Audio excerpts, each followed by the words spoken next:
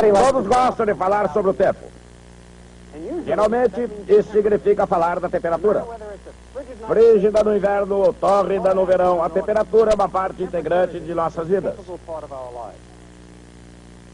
Aquela bela física que nos foi ensinada por Newton nos diz muito pouco sobre a temperatura. Mas há uma conexão.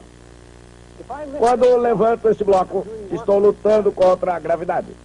Agora, o bloco possui energia potencial. Se libero essa energia potencial, ela se transforma em energia cinética.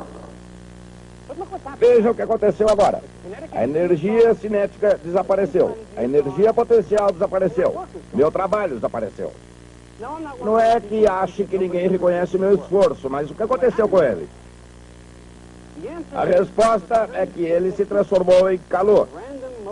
Movimento aleatório de átomos e moléculas. A prova disso é que a mesa está um pouco mais quente agora do que estava antes. Assim, existe alguma conexão entre temperatura e o movimento de átomos e moléculas. Essa conexão é o nosso assunto de hoje.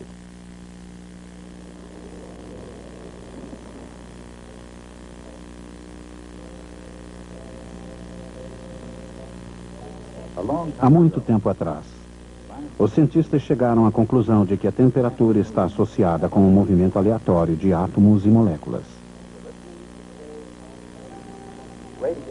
Estou em sintonia com a KNT, a rádio KNT de Hot Springs.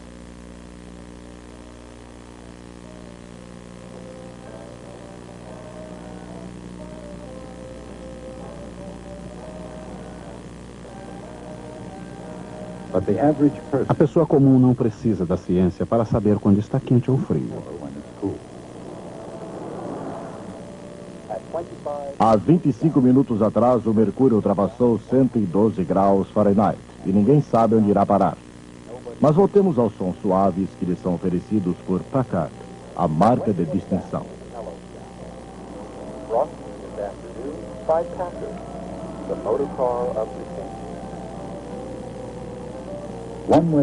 De uma ou de outra maneira, a temperatura afeta tudo que existe na Terra.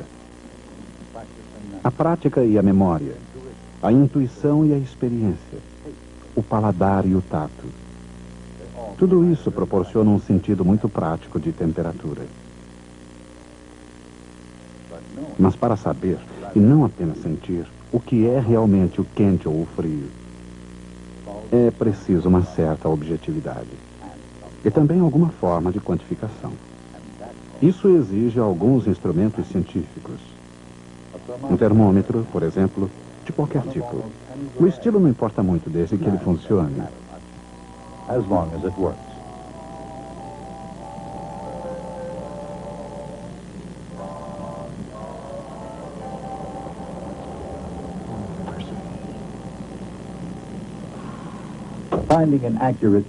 Encontrar um meio preciso de medir a temperatura pode ser um desafio. Às vezes é difícil controlar a temperatura. Como ela é desprovida de dimensões físicas, não existe uma maneira de medir diretamente a temperatura. Enquanto o comprimento de um objeto pode ser expresso em metros e sua massa em quilogramas, a temperatura só pode ser medida em termos dos seus efeitos.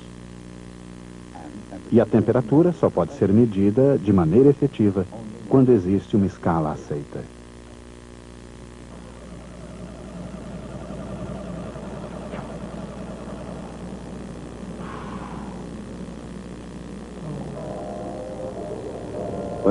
Observada numa escala Fahrenheit, ainda predominante nos Estados Unidos, ou na escala Celsius.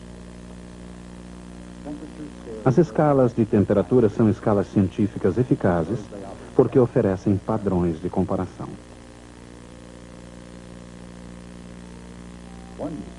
Um ponto de calibração útil é o ponto de congelamento da água. Na escala Celsius, a água congela a 0 grau.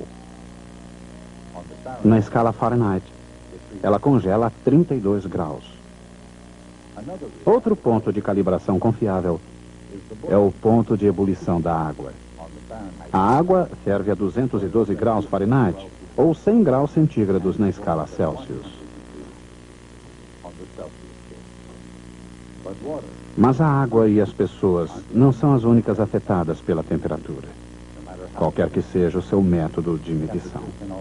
A temperatura também pode afetar a pressão. Pressão é a força exercida por área unitária, neste caso, no tecido de um balão. Obviamente, a pressão é afetada pelo calor. Mas essa não é a única maneira de encher um balão. De que maneira o gás enche um balão? Ou, dito de outra forma, como o gás exerce pressão contra uma parede sólida? Cada vez que uma molécula de gás atinge uma parede, ela dá um pequeno impulso à superfície. Ao voltar do encontro com a parede, a molécula altera sua quantidade de movimento.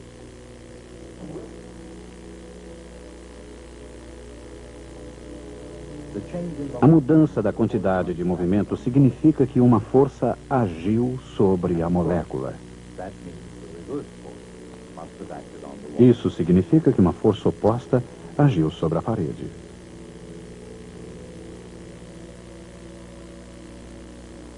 À medida que um número cada vez maior de moléculas atinge a parede, os impulsos individuais começam a se fundir.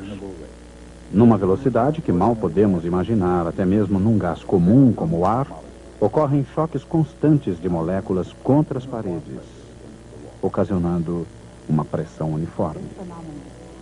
Este fenômeno é ilustrado por um cálculo de computador do tipo usado hoje pelos cientistas em suas pesquisas. O pistão e cada átomo são programados para obedecer às leis de Newton e depois liberados. O pistão está caindo como se estivesse sobre a força da gravidade, mas é sustentado pelos átomos que com eles colidem. A massa na parte mais alta do pistão mostra a intensidade da pressão. Esse tipo de cálculo é chamado simulação dinâmica molecular. Essa simulação pode ajudar a explicar por que é preciso combustível para manter um balão de ar quente no alto.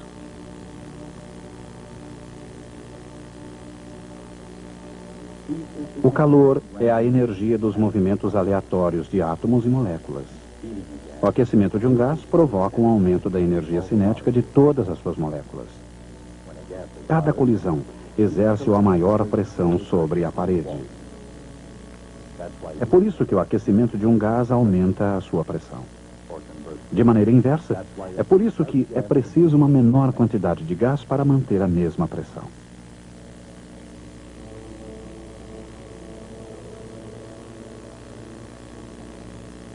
Em virtude do aquecedor, um menor número de moléculas é necessário para proporcionar o equilíbrio de pressão de dentro do balão.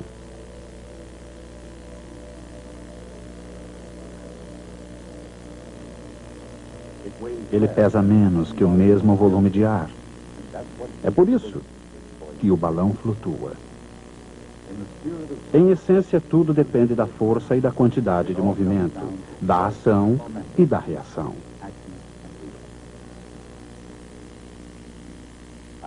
Isaac Newton escreveu um livro sobre força, quantidade de movimentos, ação e reação. O livro tinha algo a dizer sobre a pressão e volume de um gás. E o que ele disse foi uma surpresa, porque ele provou que até mesmo o grande Sir Isaac podia estar enganado. A explicação correta, baseada firmemente nas leis da mecânica de Newton, mas não na teoria dos gases de Newton, foi oferecida por cientistas do século XIX. Joule, Maxwell e Boltzmann.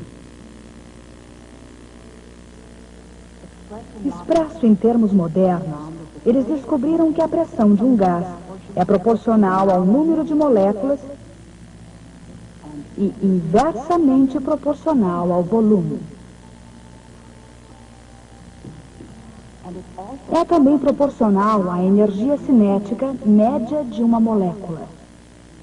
Aplicando-se as leis de Newton do movimento, as moléculas individuais de gás descobriram que a constante de proporcionalidade é simplesmente 2/3.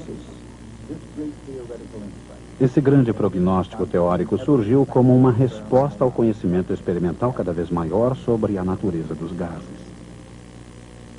No século XVII, quando era tênue a linha divisória entre ciência e feitiçaria, foi preciso um pesquisador fora do comum para enfrentar o desafio dos gases invisíveis. Ele era um químico e físico, muitas vezes acusado de introduzir física demais em sua química. Seu nome era Robert Boyle. Durante 15 anos, ele trabalhou em seu laboratório em Oxford. Mais do que o seu contemporâneo, Isaac Newton, a abordagem de Boyle estava além do seu tempo. Ele contratou assistentes e enfatizou o método científico, mas ao contrário de Newton, Boyle era acessível ao grande público. Até sua morte em 1691, a sociedade londrina viu Robert Boyle como um dos cientistas mais populares da época.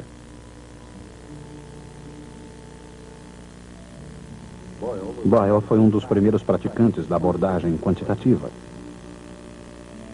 Ele anotava tudo detalhadamente, de maneira que outros puderam repetir, verificar e aperfeiçoar suas pesquisas. A prática de Boyle tornou-se universal e praticada universalmente como um método científico. Na maior parte das vezes, Robert Boyle desenvolvia suas atividades científicas com o máximo de cuidado.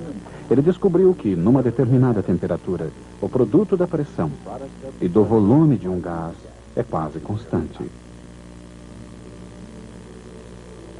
Se a temperatura de um gás permanece inalterada, a pressão é inversamente proporcional ao volume. A equação experimental PV igual constante é conhecida como a lei de Boyle. A aplicação da mecânica às propriedades de um gás explica o significado intrínseco dessa lei. A constante na lei de Boyle é igual a 2/3 o número de moléculas vezes a energia cinética média por molécula. Em outras palavras, PV é proporcional à energia cinética total de todas as moléculas do gás. Essa energia cinética é uma forma de calor. O aquecimento de um gás provoca a elevação da sua pressão ou a expansão do seu volume. Mas o aquecimento de um gás também pode provocar um aumento da sua temperatura. Isso significa que a temperatura está relacionada à pressão e ao volume. Mas de que maneira? Foi o que se indagou Jacques Alexander César Charles. Charles estava intrigado com os voos de balão de ar quente dos famosos irmãos Montgolfier, os pioneiros dos balões de ar quente. Em 1º de dezembro de 1783, Charles realizou o segundo voo de balão da história. Pioneiro na ciência e no espaço, ele iniciou experiências visando explorar a natureza dos gases. A curiosidade de Charles o levou a descobrir que todos os gases se expandem igualmente quando sofrem igual aumento de temperatura. Charles discutiu suas grandes, mas ainda não publicadas, descobertas com Joseph Louis Gay-Lussac, outro cientista francês entusiasta de balões, capaz de se elevar a uma altitude de mais de 6 quilômetros. Ao publicar sua própria obra, Gay-Lussac descreveu, criticou e aperfeiçoou de maneira considerável a descoberta de Charles. Sofrendo determinada pressão, o volume de qualquer gás se altera na mesma fração de cada grau do aumento de temperatura. Se esse comportamento fosse sempre verdadeiro, poderia haver uma temperatura tão baixa que um gás não ocuparia qualquer volume. À medida em que o gás fosse se aquecendo, seu volume aumentaria em proporção à temperatura. Naturalmente, a razão pela qual o volume aumenta é o aumento do calor, ou energia cinética das moléculas. Essa ideia levou a um novo conceito da própria temperatura. Ela teria um significado absoluto baseado nas propriedades universais dos gases. Um zero absoluto, a temperatura mais baixa possível, seria a temperatura na qual um gás estaria inteiramente desprovido de calor. De acordo com Charles e Gay-Lussac, o zero absoluto ocorreria a 273 graus Celsius abaixo de zero, ou 459 graus Fahrenheit abaixo de zero. A ideia de uma temperatura absoluta recebeu sua forma final por Lord Kelvin, cujo nome seria dado à escala de temperatura absoluta, ou escala Kelvin. Na escala Kelvin, a temperatura é diretamente proporcional ao volume de um gás, como Charles e Gay-Lussac haviam dito que deveria ser. Mas uma quantidade dupla de gás deveria ocupar 2 vezes o volume. Em outras palavras, o volume também deve ser proporcional ao número de moléculas de gás. A lei de Boyle diz que em qualquer temperatura constante, PV é constante. Mas se T se altera, essa constante também deve se alterar. Assim, PV é proporcional a NT, quer N e T sejam ou não constantes. A constante de proporcionalidade, K, é definida como sendo igual a 1,38 vezes 10 elevado a 23 joules por Kelvin. Essa definição determina o valor de 1 Kelvin. Com isso, determinando toda a escala de temperatura Kelvin.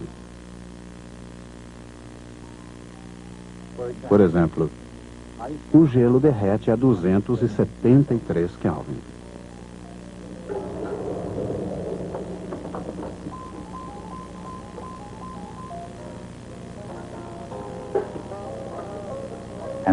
E o ponto de ebulição da água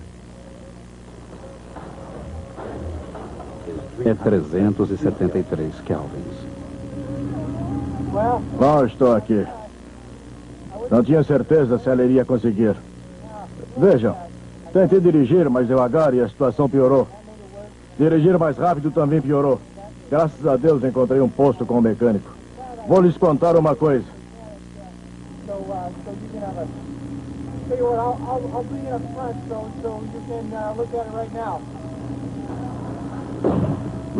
A temperatura ambiente é de cerca de 300 kelvins.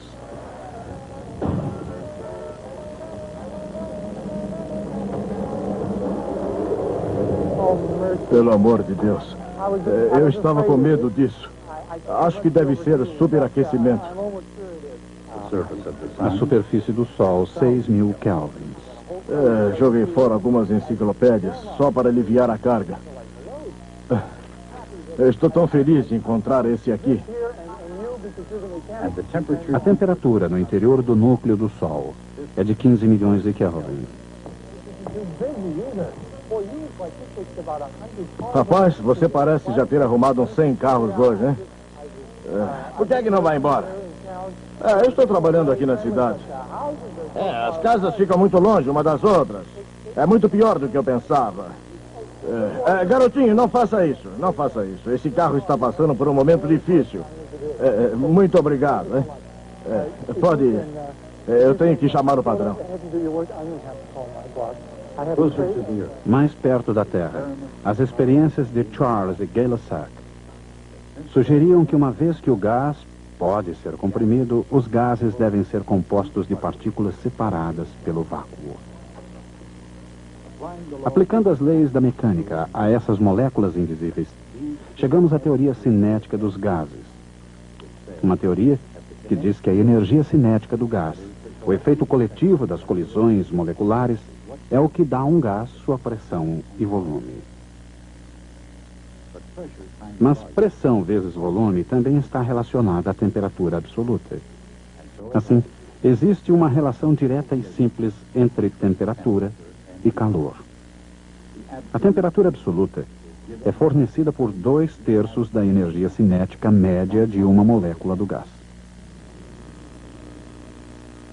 E, naturalmente, o calor de um gás é apenas a energia cinética média das suas moléculas. Em outras palavras, o calor e a temperatura podem estar relacionados a uma propriedade mecânica, a energia cinética das moléculas individuais do gás. Mais uma vez, não importa de onde sobem ou onde caem, todas as temperaturas estão relacionadas à pressão do gás. A equação PV igual mKT. Uma equação vital, tanto na física quanto na química. É conhecida como a lei de gás ideal. Nem todos os gases são ideais, mas a lei do gás ideal descreve com precisão o comportamento dos numerosos gases reais.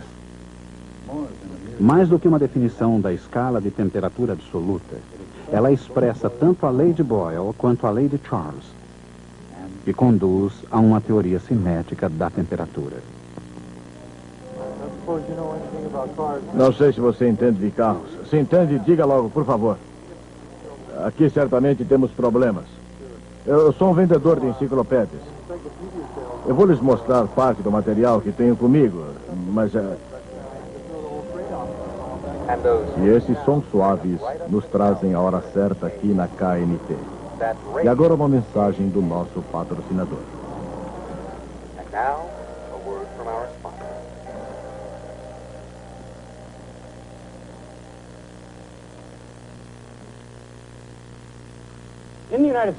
Nos Estados Unidos, usamos a escala de temperatura Fahrenheit. Já ouvi histórias absurdas sobre como surgiu essa escala. Mas vou contar o que aconteceu realmente. Daniel Fahrenheit não era um cientista.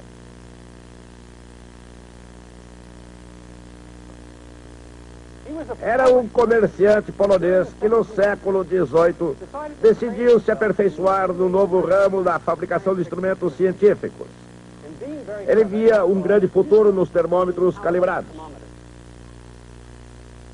Soube que um astrônomo dinamarquês chamado Olaus Rømer sabia fazer esses instrumentos.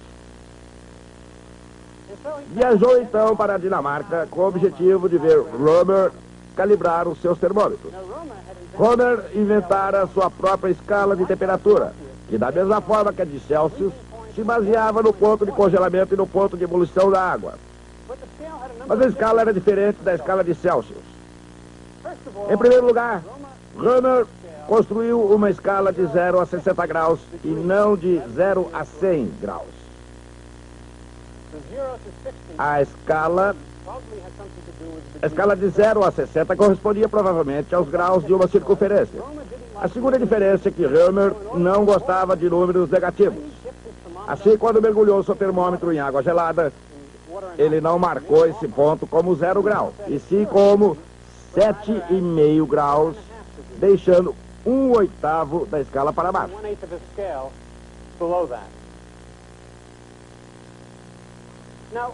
No dia em que Fahrenheit veio observar Rømer calibrar seus termômetros, Rømer fabricava termômetros para serem utilizados com fins meteorológicos.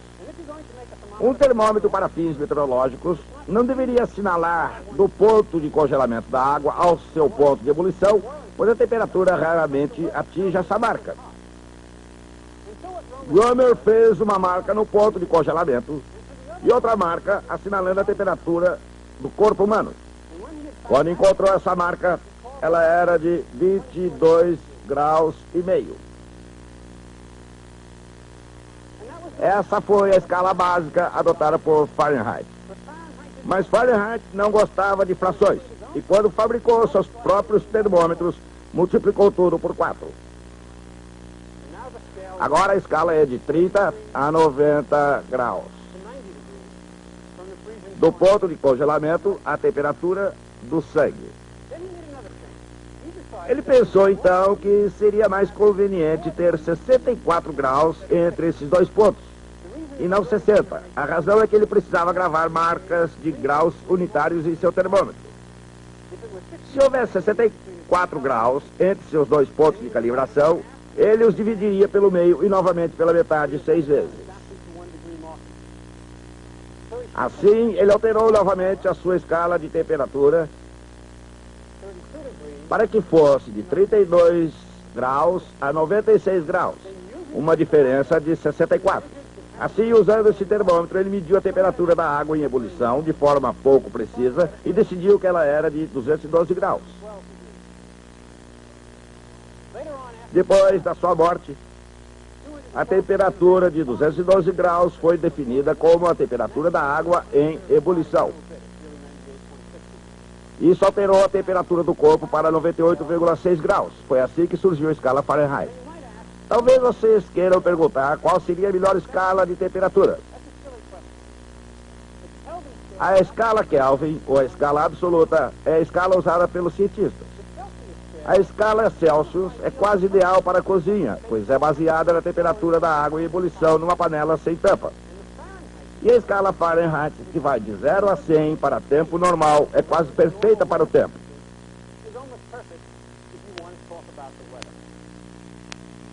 Bom, é isso aí. Até a próxima.